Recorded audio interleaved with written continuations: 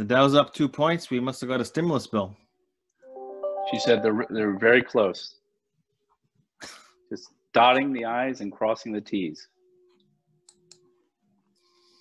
Okay, it's 12:30, so I think we're going to get started. Hi, everyone.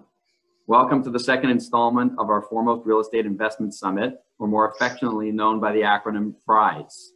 Last year, at our in-person event, we gave you gourmet French fries. This year, we're virtual, so please eat some fries at home to keep the tradition going. Last week, we had over 125 people join us for a great call with the CEO of Equitable Bank. He shared some insights on how his bank views the world, and it was encouraging to note that he's not very bearish on house prices in Toronto, but does believe in caution. He also said something that really resonated with us at Foremost, which is that Equitable's key to success is always looking at things from their client's point of view and then focusing on adding value to those clients. FREIS is one way in which we are trying to add value to you by bringing you meaningful content that will provide actionable knowledge that you can apply to your real estate investments. We're privileged to live in a country like Canada, where we have freedom, opportunity, and access to healthcare. To acknowledge how fortunate we are, we've made a long-term commitment to support Face the Future Foundation.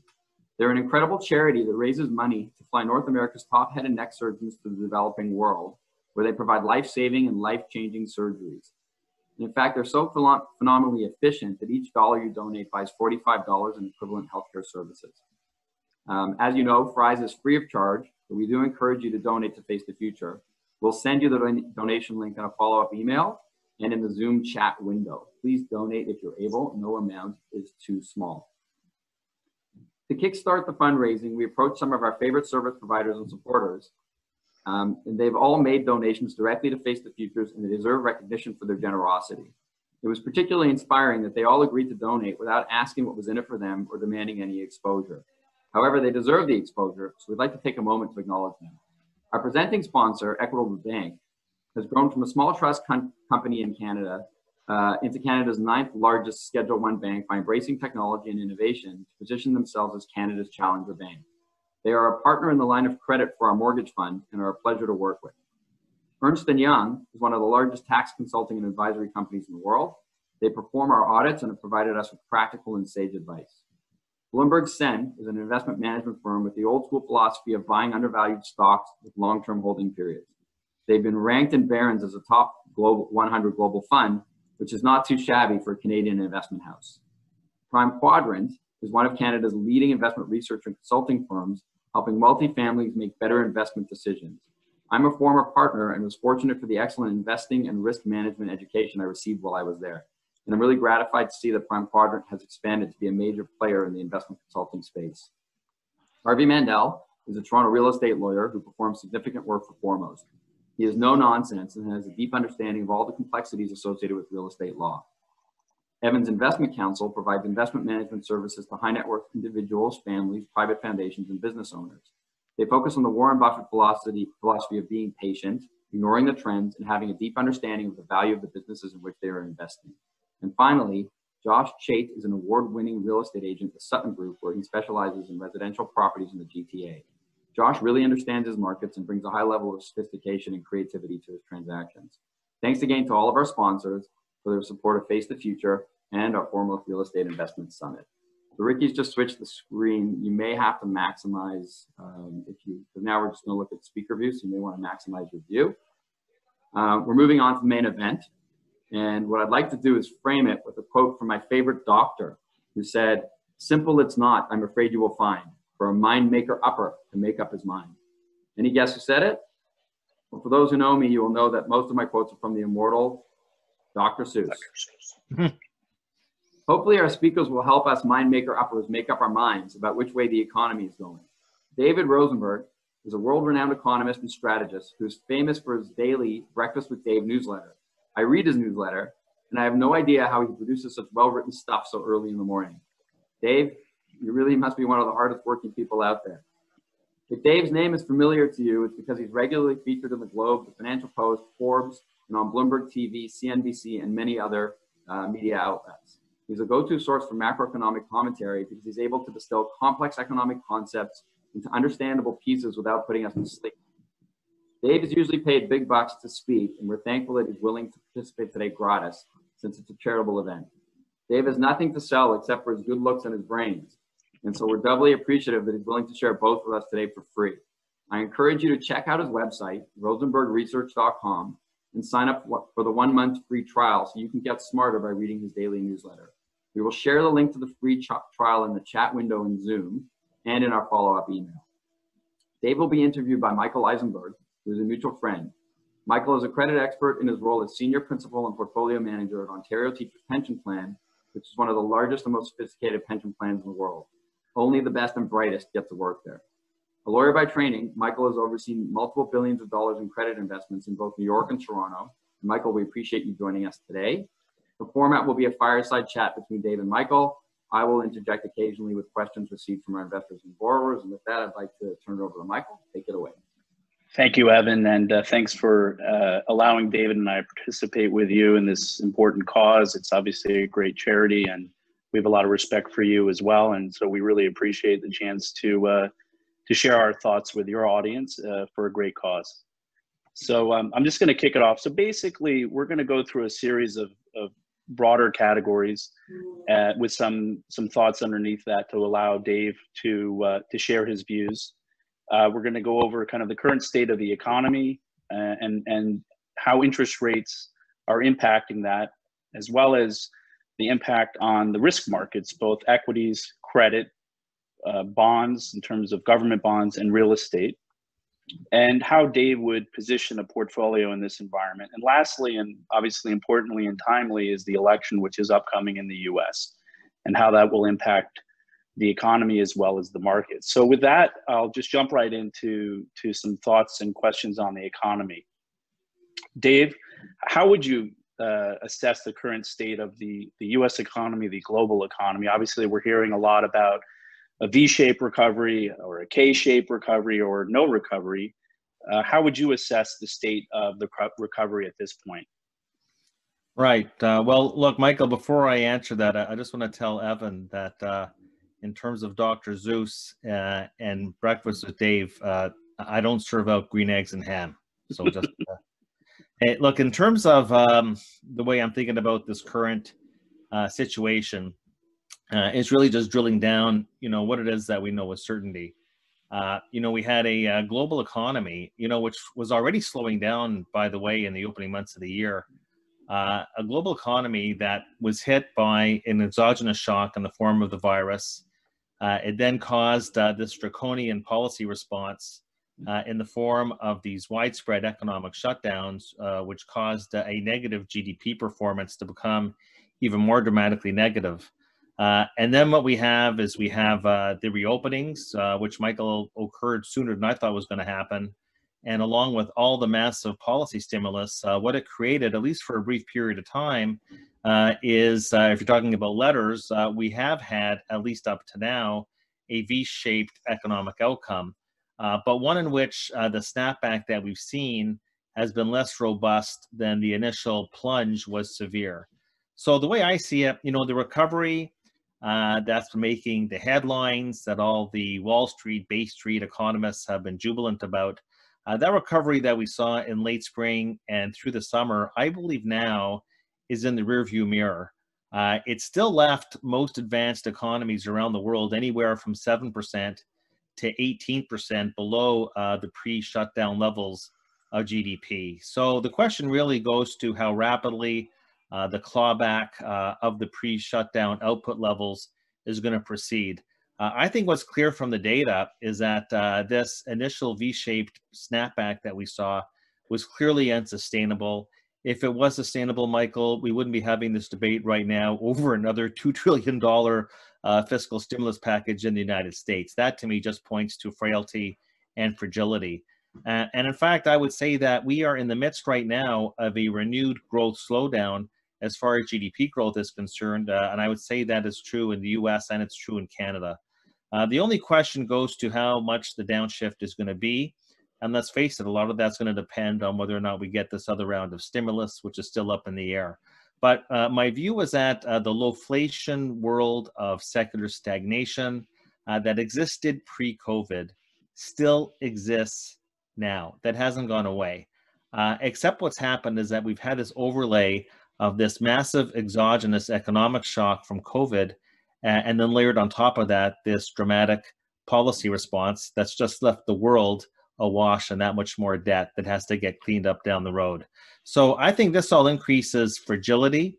I think particularly where consumers and corporates are so heavily indebted, like they are in the US and Canada, and where the downward demand shifts in the economy are the greatest for the small business sector and in consumer services like travel and leisure. How much of this is priced in remains to be seen, but that's my current view on the macro backdrop. So would you say that heading into this, I guess to kind of summarize what you're saying, heading into the pandemic, which was obviously this exogenous shock, the economy wasn't set up well to absorb that shock. The shock absorbers were not great. If you were to listen to President Trump, he would say, well, you know, lowest unemployment since the 1950s, great economy. How would you characterize the economy heading into this? And what, you know, obviously this pandemic's made things worse, but what was the economy like heading into it? Well, look, I mean, big picture, Jay Powell takes over from the Fed in January 2018. All he's talking about is normalizing interest rates. And when he was defining normalization, it was 3%. The Fed never got within 50 basis points of normal. The whole economic expansion that Donald Trump likes to brag about was completely abnormal. And actually, despite all the tax stimulus and all the deregulation, it was still the weakest economic expansion of all time. So I think that if we look at interest rates as a price, how is it that we never normalized interest rates? Why is it that last year, in the context of a fully employed economy and a stock market that was up 30%, why did the Fed feel compelled to cut interest rates 3 times? And then in the face of the repo crisis, ends up re-expanding its balance sheet. But what does that tell people really about what I would say is the artificial nature of these economic cycles, especially the last one, which is really geared towards what? It was geared towards the largest debt for equity swap on corporate balance sheets of all time. You know, when I went to school, when I went to university, you were taught that companies issued debt. For what reason? To embark on capital expenditure. Why?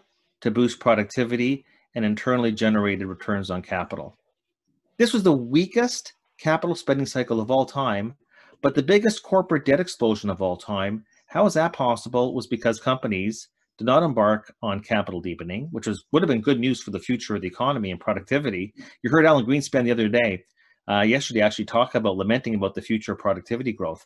We had no capital deepening in the past 10 years. It went into stock buybacks to give the illusion to equity investors, which bought into it, of course, that we had a rampant earnings cycle. Well, it was not a rampant earnings cycle. It was a rampant earnings per share cycle, because when you issue debt to buy back your stock and you take the share count down to a 20-year low, which is what happened with the S&P 500, well, then you can generate this illusion. I call it the Grigor Potemkin bull market and economic expansion.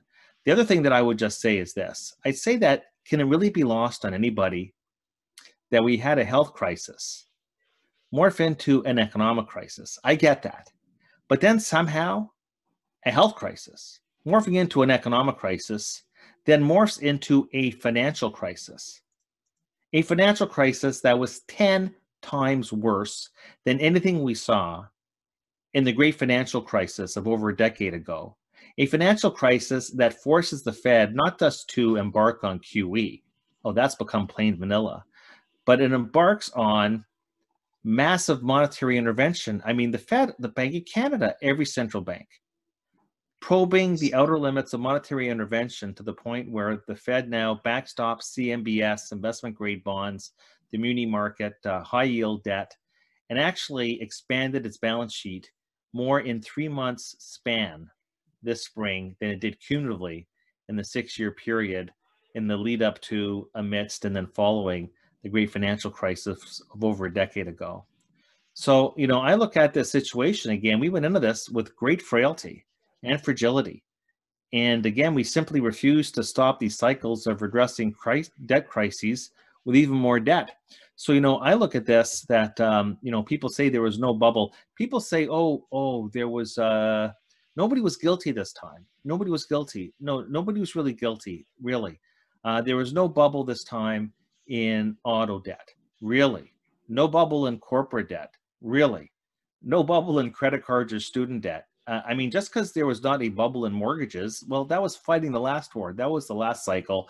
We had a monumental debt bubble in households and in corporates, and especially in Canada. And Canada has one of the largest and still has one of the largest housing and consumer debt bubbles in the world.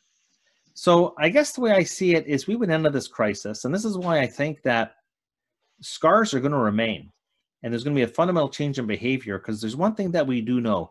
We know for a fact that over half of American households didn't even have enough cash on hand to get through 3 months of a crisis.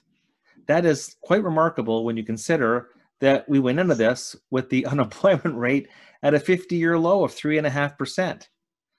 So I think that whether you're taking a look at the corporate sector where liquidity became a dirty 9-letter word, or the household sector that didn't have enough cash on hand to get through 3 months of a crisis, and now you got every business has working capital they have to cover with just a fraction of last year's cash flow, and they're going to go bankrupt if they don't get PPP assistance out of the federal government.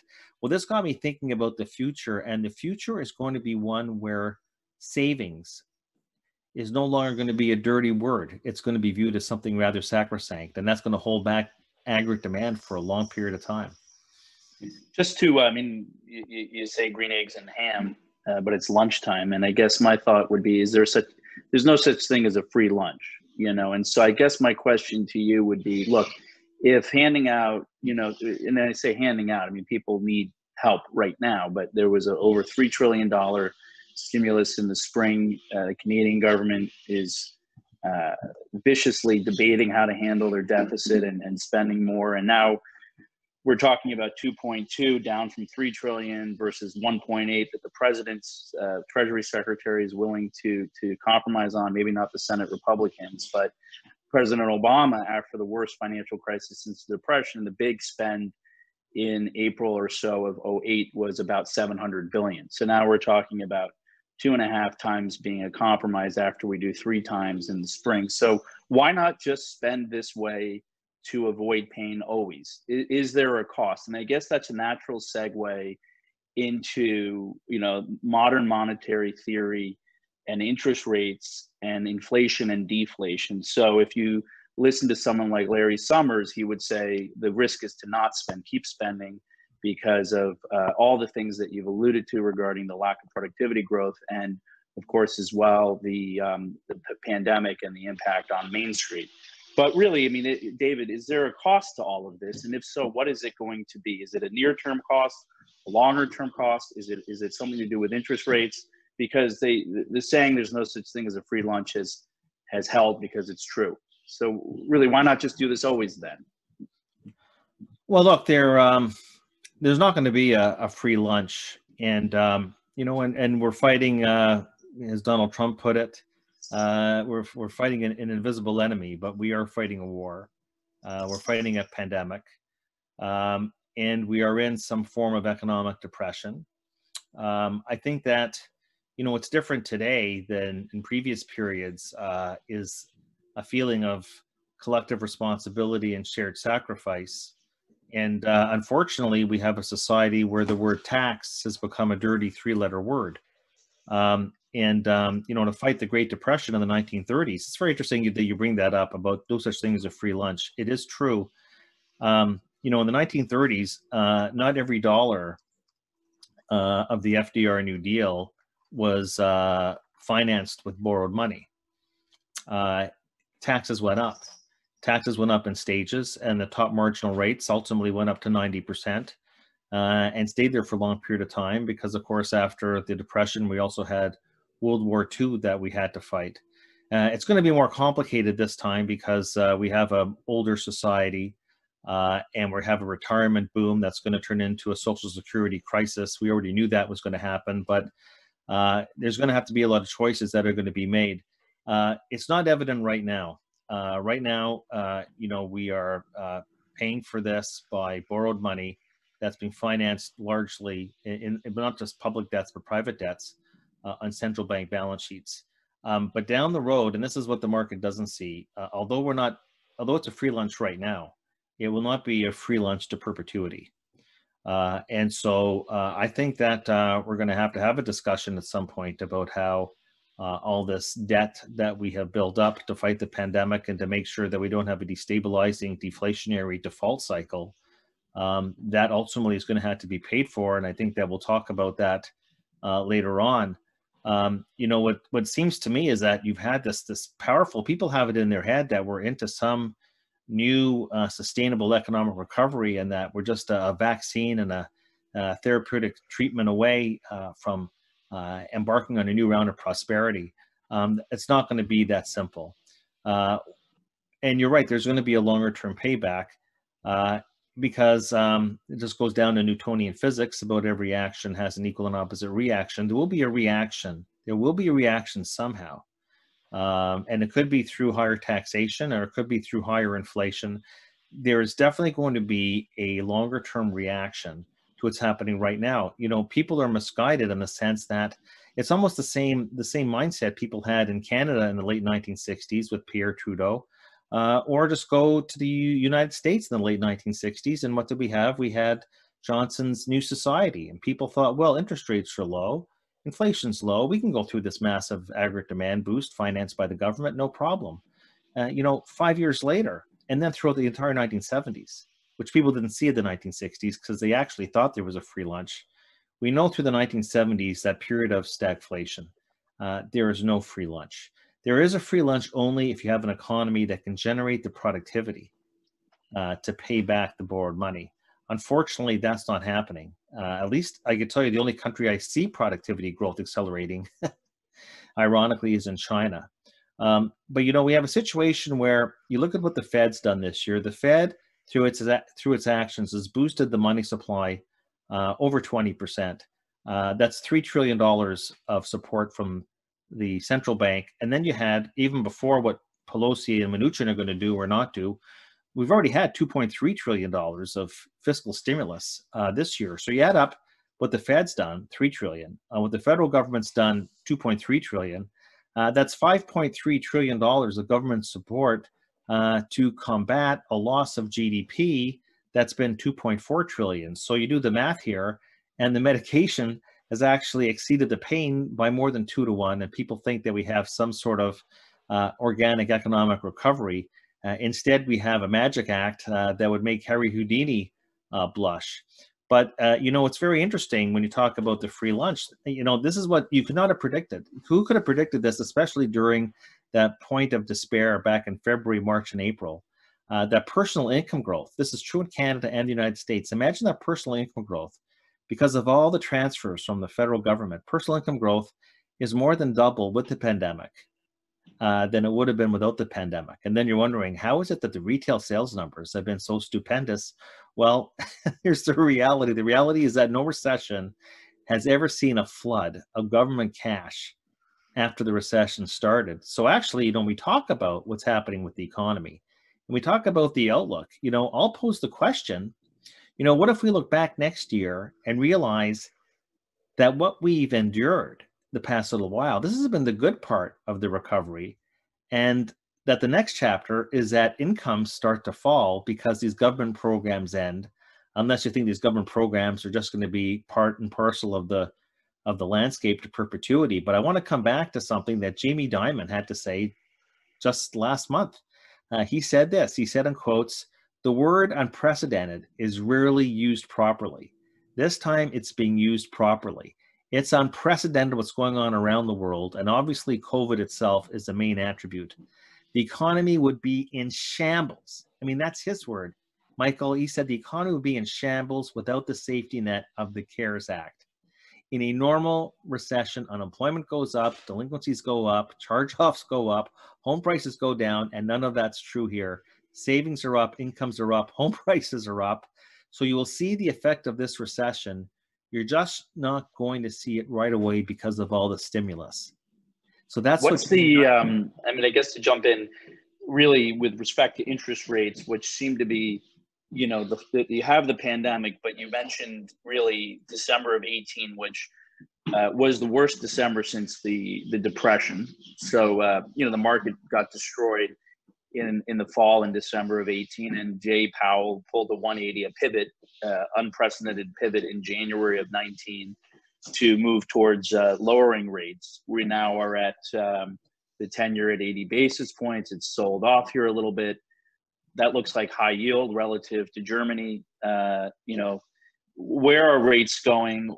You know, what could push them lower or higher? Are the bond vigilantes dead? You know, they used to talk about the bond vigilantes during the Clinton administration. Are they dead? Has the Fed killed the bond vigilantes such that rates are going to be suppressed? And what are the implications for the risk markets around that, be it equities, credit markets, or real estate? Well, look, it's a. Is there anything that's really new here? So we had a 10-year economic expansion. We had a quintupling. The stock market went up fivefold. Unemployment went to 3.5%. At the front end of the expansion, we had the Obama infrastructure package. At the back end of the cycle, we had the epic tax cuts out of Donald Trump. And we finished the cycle with a 10-year note yield at like 2%. Well, what does that tell you? What does that tell you? It tells you a lot about aging demographics. It tells you a lot about excessive indebtedness being a major tourniquet on aggregate demand growth. It tells you something about a inherent global supply glut. It tells you something about the complete lack of bargaining power amongst the proletariat, because there is no economic model in the world that will ever tell you that a 3.5% unemployment rate is going to coexist with wage growth of 3%.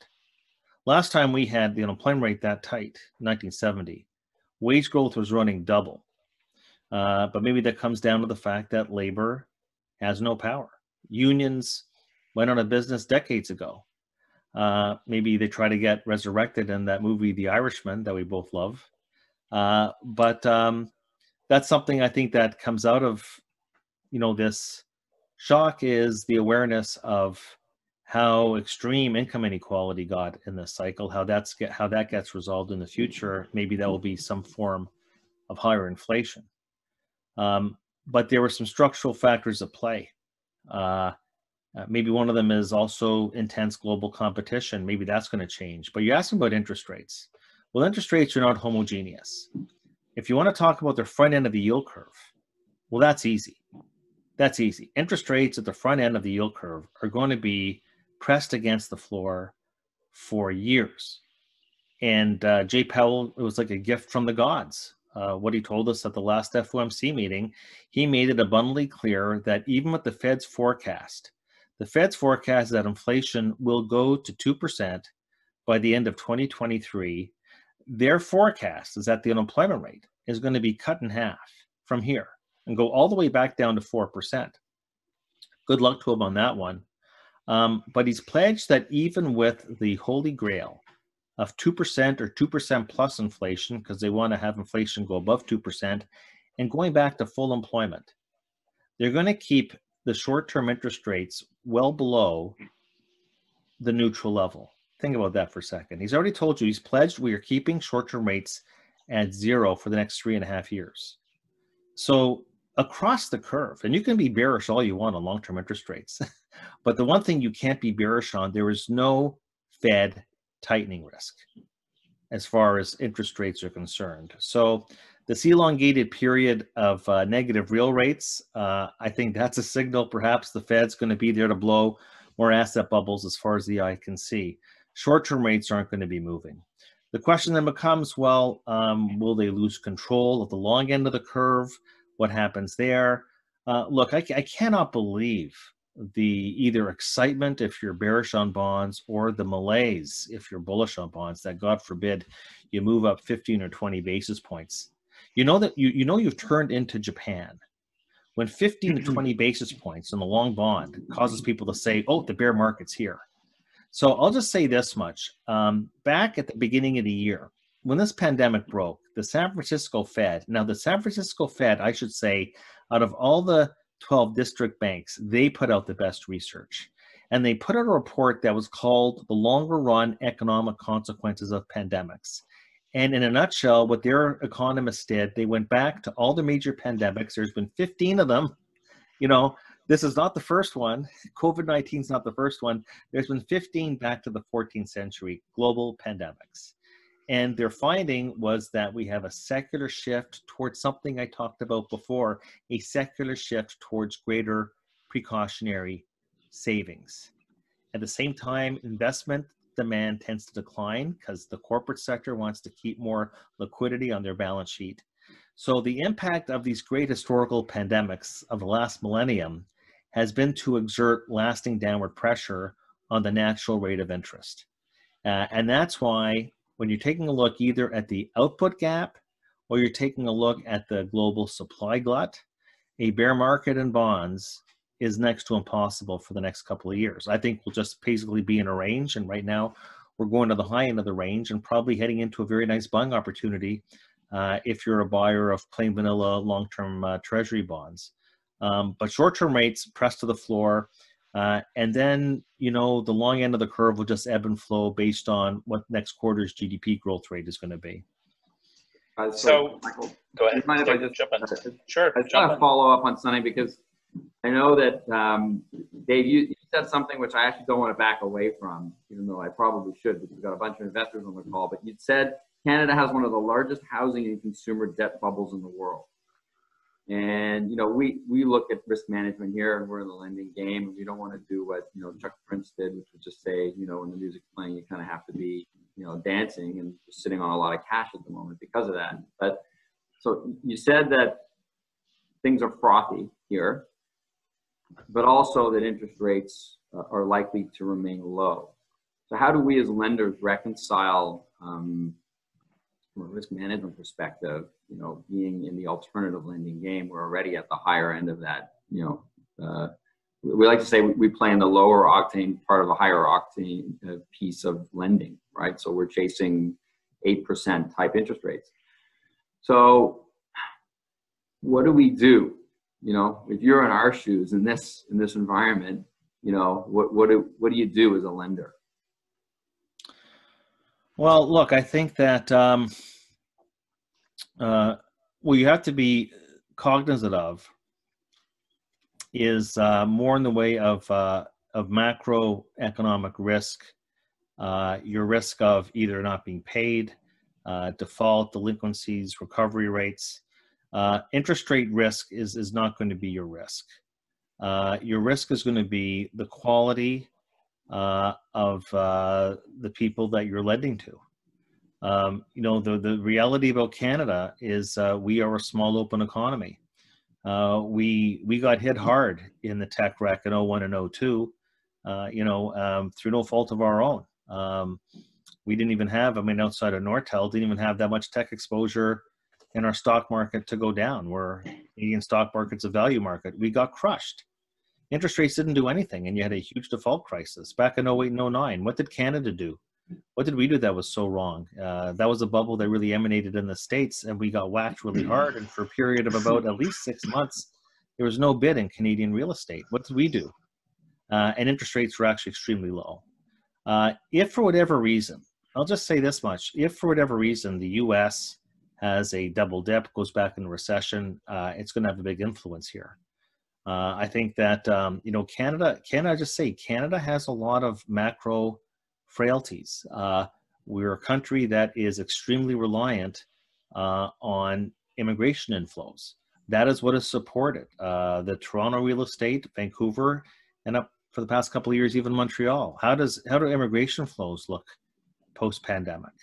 And you know, certainly if you're in the condo market, I'm very concerned about the excess supply of condos and the fact that we're going through really, I think, a semi-permanent shift away from multifamily towards single family. So there's some structural shifts taking place as well. So, you know, what you do as a lender is you pay even more attention to the quality of who you're extending credit to more than ever. It's not about interest rate risk. It's really about credit risk. So that'll be my answer to the question. You have to, I'd say that that's always true, but I think that I would double up the efforts to make sure that you have the highest, either if you're in the real estate sector, the highest quality tenants, and I would say that to also do extra due diligence on the quality of the borrowers. Okay, that's one follow-up to that, and I'll turn it back to Michael. Is that there's this tension between, you know, rates have come down, and so return expectations have come down. And pre-COVID, we were lending at 65% loan to value, 8.5% interest rate. To win those deals today, we would need to be at 75% loan to value, 7.5% interest rates. You've almost got to, you know, accept less and take more risk, which is why we've kind of stepped aside. And so when you sit here and you're thinking about allocating capital, you partially need to make a call on if you think the value of the collateral will be the same as, higher, or lower in a year or two, because you're going to be married to that loan. And so do you have a feeling on, I mean, I guess you mentioned condos specifically, but just we don't finance that kind of stuff, but we do a lot in the single family.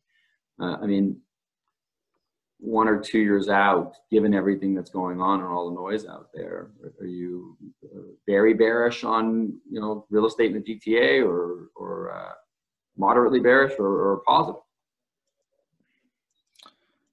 Well, I think that I would rather be in the single family space than the condo space, and not just in Toronto, but in general. You know, I don't know if anybody, I mean, I do this for a living, but it was very interesting to me when I read the Fed Beige Book yesterday, when in the sections of all the districts in the US, when it came to residential real estate, and of course you saw it in the data today with existing home sale numbers, there is a new secular shift taking place away from the inner city high-rise apartments. There's a secular shift now post-pandemic, and this is, I think, semi-permanent. Helped out, by the way, with low interest rates, because people can do the calculation and say, well, why am I even renting? And why do I have my wife and 2 kids, you know, in an apartment in a high-rise in the inner city? You know, because the one thing that I think that we came out of the pandemic is a much greater appreciation of open space. And you're seeing this in the data. And I was actually talking about this in March and April. I didn't expect that we were going to see the explosion in the housing market. It's gone absolutely crazy. But the demand for single family and moving towards the suburbs.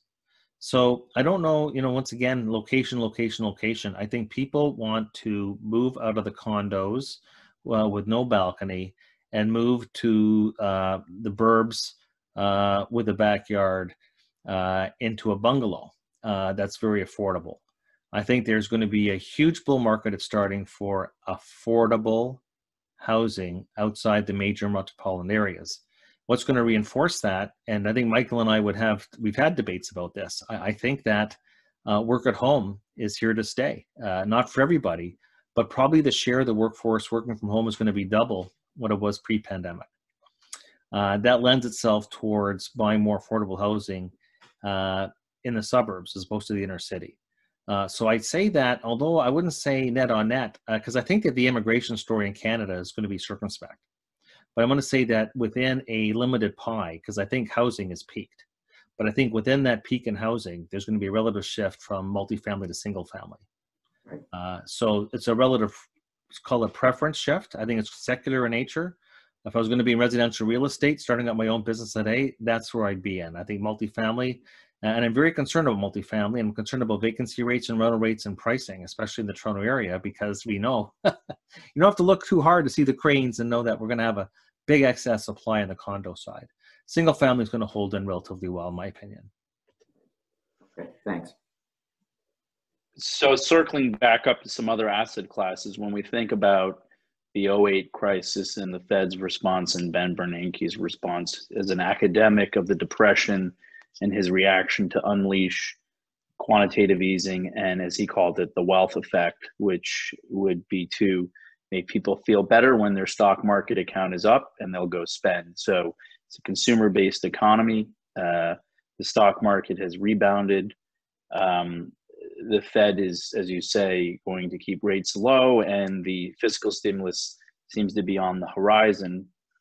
What does that mean for you with respect to the equity market and credit markets? I obviously follow the credit markets in depth day to day, but obviously they're intertwined, if you will. And so what is the impact of all of these macro trends on the equity market and the credit markets? Right. Well, look, I would just say if you're bullish on risk, you just want to go in the riskiest asset. You'd just rather be in equities than anything else. I'd say this much, that, you talked about QE. The Fed, really, I think the biggest power is interest rates. And I think, again, Mike, you and I have had these conversations where even in the Bank Canada gave this illusion they're going to be very aggressive in the credit markets. They haven't really done a whole heck of a lot. And the Fed has not really, in the overall scheme of things, done a whole heck of a lot, but maybe it's just the mere announcement effect, or will the Fed do something, and that's enough to cause you to be getting in ahead of the game. But let's talk about what we know with certainty. We know about the power of interest rates. And what we know, just based on math, is that ultra low interest rates have boosted the valuations of companies that are expected to earn the bulk of their profits in the future. And we've seen some of these companies, sometimes it's years down the road. So when you discount back to the present, these far off cash flows are just plain worth a lot more money today than they are in a higher or even a moderately higher interest rate world. So you see, it's that calculation. As we bang our heads against the wall, how could all these tech stocks and all these stocks do all this? Well, the calculation of zero rates basically helps lift growth stocks to record levels. This happened this year, even as earnings expectations came down. And the way that I see it, and maybe it comes down to, why you'd be bullish on real estate, for example, not just equities, is that the investment community is paying more for duration today, I'd say this year, than they ever have in modern history. But I would also say, because I've not been overly bullish because of my view over the economy, but I have to say as a purist that since we can anticipate that interest rates are going to stay low for years to come, this valuation driver becomes the dominant issue that will be driving the market and prospective returns for a long period of time. So, this is exactly why growth investing has trounced value investing for much of the past decade. People woke up, this was not a 2020 story that growth was trouncing value. Even before the pandemic, this was happening. And in fact, the growth versus value decision depends really, it does depend on what the world's going to look like once COVID-19 is in the rearview mirror. I know that everybody is thinking, at some point we're all going to be flying again. At some point we'll all be driving again. It'll just go back to normal. I don't really think so. I'd even say that even if you believe that we're going to get the vaccine, we're going to get all the cocktail mixes that Donald Trump had. We're all going to get that. Even if you believe that we return to the pre-COVID world. Well, so Michael, what was that world? What was the pre-COVID world when you think about it? And actually what it means, some people won't want to admit it, the pre-COVID world means going back to slow growth, low interest rates, and low inflation. And that still means, if you're an equity investor, that growth naturally is going to remain the place to be, because growth stocks are the longest duration stocks in the equity market. So, for cyclicals and for the value proposition to really work, you need faster, sustainable global economic growth. You need not just signs of inflation, Michael. You need some real hardcore sustainable inflation. And you need interest rates to just keep on going up and going up and going up, not level shifts. A cycle. And I know there's been lots of talk about that lately, but so far, let's face it, it's a trade. It's not really a trend, at least not yet anyways. When we talk about the credit markets, all I can say is that, I'm looking with my own two eyes. I'll say, for example, take the high yield market as an example, the speculative grade market. Last month, the high yield default rate crosses above 7% for the first time. We are in a default cycle. This is with all the fiscal assistance This is with all the monetary support. People seem to think that there's not been a default cycle. It's continuing. The default rate is over 7% in the high yield market, which, by the way, is the highest it's been since the great financial crisis. And when you look back and you do the arithmetic, as a high yield investor, do I get compensated for that level of default risk? Well, normally the coupon is 8%. It's not 5% plus. So I guess you and I would debate about whether these things would be trading in a different monetary policy regime. But let's just say, if you're going to ask me which of the two markets, credit or equities, are more mispriced, I would say that we can debate about earnings. We can debate the power of interest rates on the future discounted value of those earnings. But I'm just looking at where defaults are. I'm looking at our model, which looks at the Fed Loan Officer Survey. Credit conditions in the banking sector have tightened to a level we haven't seen since the Great Recession of 08 and 09. It's telling us that 7% speculative default rate is going to go to 10% in the next year. And there's just not a snowball's chance in hell that a 5.3% generic yield in high yield compensates you for that level of default risk over the next 12 months. So the interesting first mortgages are foremost 7% or better. Well, that's the interesting thing is your public peers, yield 7 to 8%, Evan, and the earnings yield, if you will, the inverse of the PE ratio of a value stock is the after-tax earning yield. So if rates are going to be zero forever or low, it's ironic that value names that with a low PE and a high earnings yield, or real estate investment trusts, or public mix, which is really a public version of what you do with 7 or 8% yields, because you don't trade with a public day-to-day NAV, are trading so cheap. In other words, if you said, well, I really want to get yield somewhere, you would get it through value or you would get it through a REIT, and they've been the worst performers this year, which is counterintuitive. Going back to the, kind of the capital asset pricing model, David, around low rates and on high PE multiples, I guess, you've got a Fed who's effectively buying, well, they are buying treasuries and MBS. So they're really manipulating the rates. So I guess my question to you, if we go back to my good friend, Brandon Ostin, who runs a fund here in Toronto, Brandon said to me one day at lunch, I don't understand what people compare the PE multiple or the earnings yield to the 10-year rate, David. It doesn't make any sense, because when you buy a stock, the risk is really more commensurate with corporate bonds. So in other words, you should look at where that firm's bonds trade. So if it's a high yield company with a stock and it's, high yield bond trades at 6%, that's a better comp with respect to what that firm's PE ratio should be than the 10-year treasury.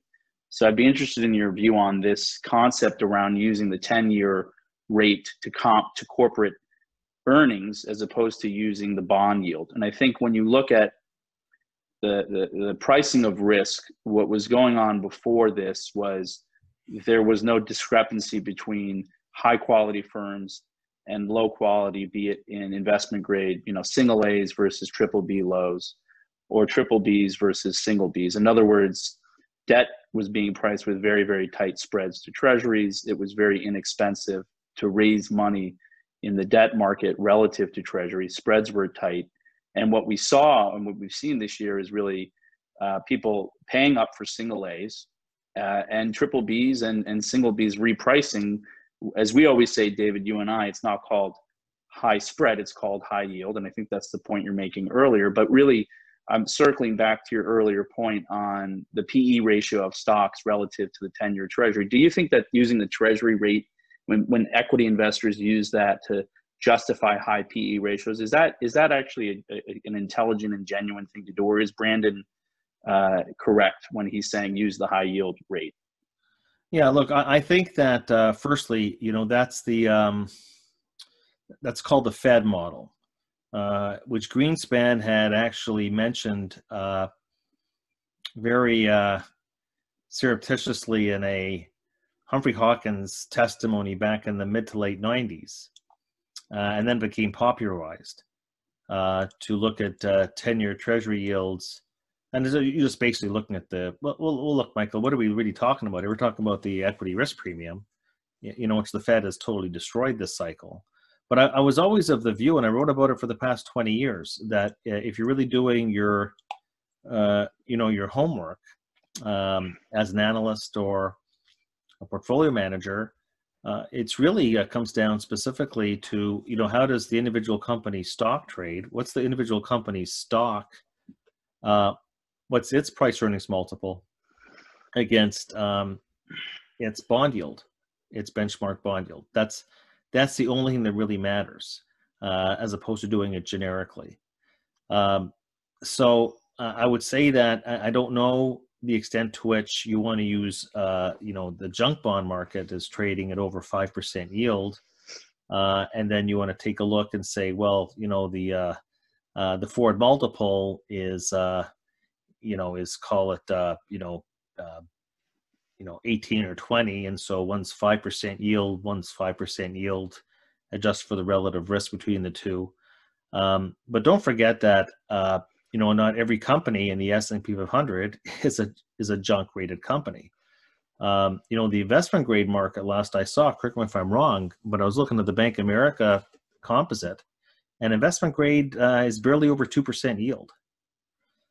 So somebody would say, oh well, that's like it's a 50 multiple on an investment grade piece of paper, which actually has more risk than a government piece of paper.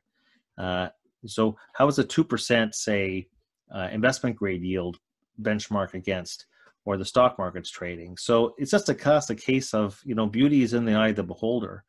I would say that you're probably right that against high yield, you'd say that the junk bond market might be better priced at 5+ than 2% on investment grade against the stock market. But I just come down to, let's just evaluate each of these asset classes based on their own particular set of dynamics that influence them. And I've always just been from the school, and look, you're the credits guy, I'm just the economist. But I'd say that, well, what drives corporate bond yields, beyond the spread against government bonds, is default risk and recovery rate. Default risk is high and rising. Default risk is actually at recession levels. If there's a debate about are we in a recession or not, well, default rate is at a recessionary level, and it's rising. And we know we went into the cycle with corporate covenants at their weakest level ever. I mean, they made a mockery of the last credit cycle 12 years ago. So I would say, just benchmarked against their own factors that determine high yield, I would actually see high yield, you could argue, benchmarked against its specific factors most important to high yield, could be more excessively overpriced or gapped up against its fundamentals more than even the equity market is. I'll just throw that out there as a premise. But it's a difficult one, because when we're talking about, as you said before, you talked about Harry Markowitz, who won his Nobel Prize on the capital asset pricing model. And look, Mike, you and I had this conversation many times. Is that what do valuations mean? When interest rates are zero, not just zero, but they're negative in many parts of the world. I mean, the 30-year bund, the German bund. I mean, Germany, the largest economy and capital market in Europe, their 30-year bund is negative 15 basis points. Not the 10-year, the 30-year.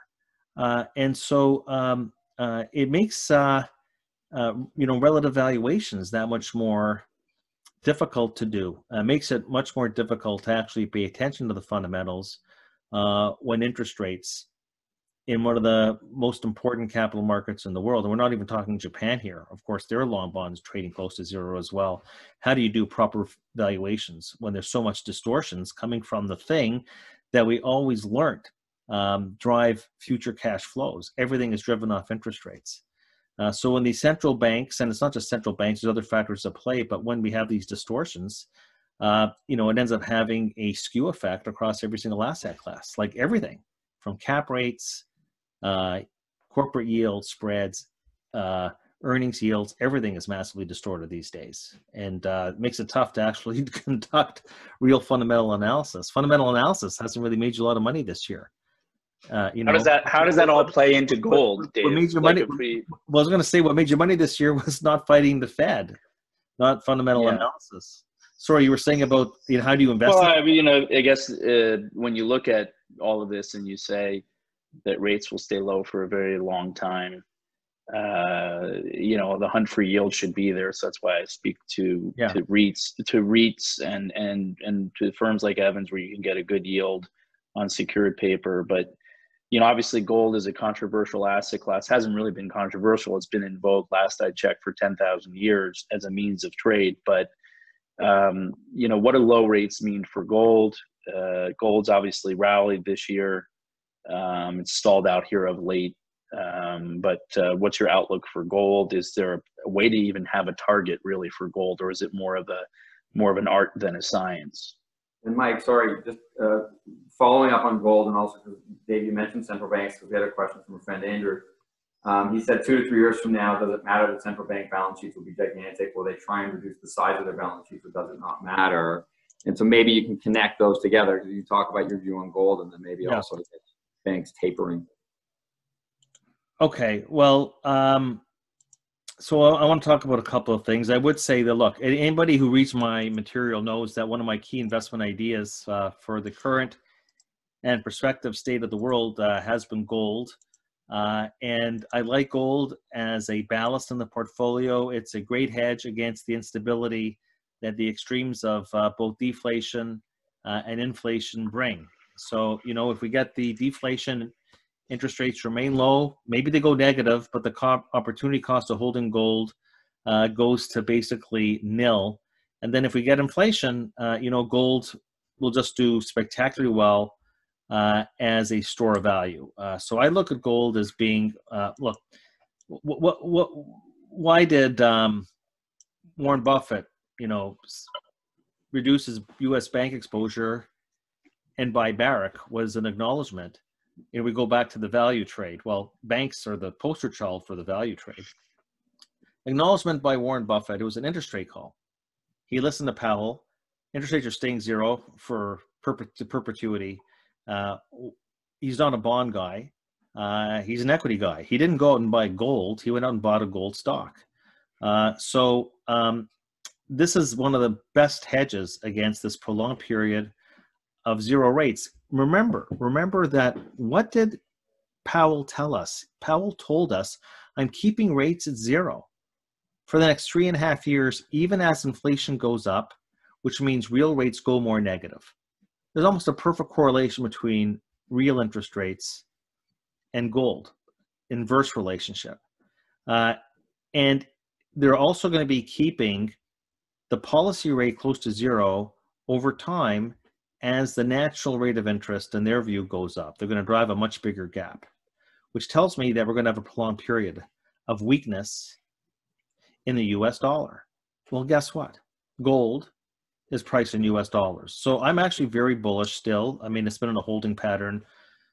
But look, if you draw the 10-year chart of gold, you can see it's in a bona fide secular bull market. That is certainly something you want to buy on dips. But, you know, I'll go back, you know, in terms of my general investment theme, and just draw on the works of David Ricardo and Adam Smith, which is to appreciate and respect scarcity value. What is scarce globally is growth. That's why growth stocks are doing well. You want to own what's scarce. I'd rather pick up these high-tech growth companies that have great balance sheets, great margins. They're not going away. They don't have any default risk. They're just too bloody expensive. But I think that I got the dry powder, and they're already in the process of correcting. But we have scarcity of growth, own growth. We have scarcity of yield, so own income. And that's why, by the way, and this isn't a plug for Evan, but, you know, real estate, now we got to be very selective here on tenant quality and credit quality, but real estate is about income. You know, Michael had said before about cash flows. I am, no matter what sector you're in, and it's interesting to see gold companies today, unlike gold companies of yesterday, they pay a dividend now. The dividend yields in most of these companies are more than what you can get in the bond market.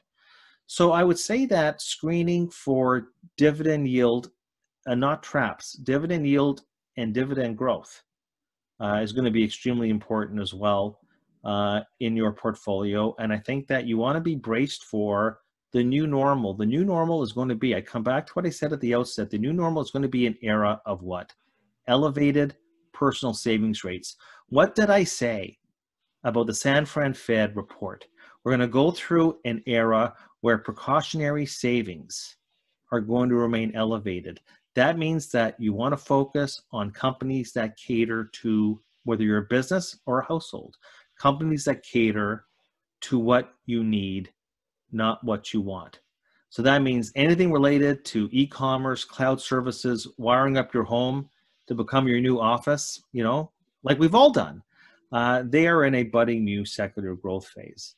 And I'd say that, you know, that anything that has, and again, Michael, you know, I've talked about this in the past, anything that has that safe yield concept around utility and utility-like qualities. And that includes technology, by the way, it includes healthcare, and it includes consumer staples. Those are areas of the stock market that I think you want to continue to focus on. And I would say right now, one of the best buying opportunities right now, and I know this will actually get derisions of laughter, I think you're getting a great buying opportunity in the long end of the U.S. bond market right now. Again, if you're looking at relative value, I mean, the U.S. long bond yield right now has traded up. I know people will laugh, it's at 1.6%. But you have a 30-year German bond at negative 15 basis points, a 30-year JGB at 0.6. You're just a handful of basis points now of the UK long-dated gilt going to zero. So I'd say that, once again, there are benefits to diversification. You want to have insurance in the portfolio in a very uncertain economic, political, and financial future.